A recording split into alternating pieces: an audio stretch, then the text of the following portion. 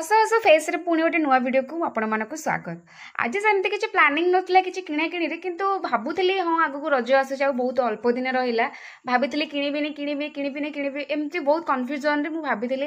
तापरे मते बहुत कष्ट लागला बोले समस्त एते सुंदर सुंदर साड़ी पिंधि आसी मु गोटे मेछ होइक आसी ना इम्पॉसिबल। तो सब बेले लॉन्च कला बेले मोर ये स्टोर को सब बेले मो नजर पड़े आ डिस्प्ले बहुत सुंदर लगे जो साड़ी लगे सब बेले भाबे आसी गोटे किछि ना किछि परचेस करिवे कि किसी मो पाई किनेबी कि मो बो पाई किनेबी एमती भाभी भाभी सब आज पूरा मुंडो पूरा लंच बेलू आसला बेले गोटे सार्टे देखते मतलब बहुत भल लगा पूरा फाइनाल कली जहाँ भी हो मो सार्ट आज किणवी माने किणवी। तो मो पाखे जेहेतु पैसा नाला मुझे तफिक फोन कली कहली कि ना मोर जे सार्टा दरकार। तो मैडम आसी मो पाइका आज वीकली ऑफ था फिर भी से मो टाइम बाहर करके आसते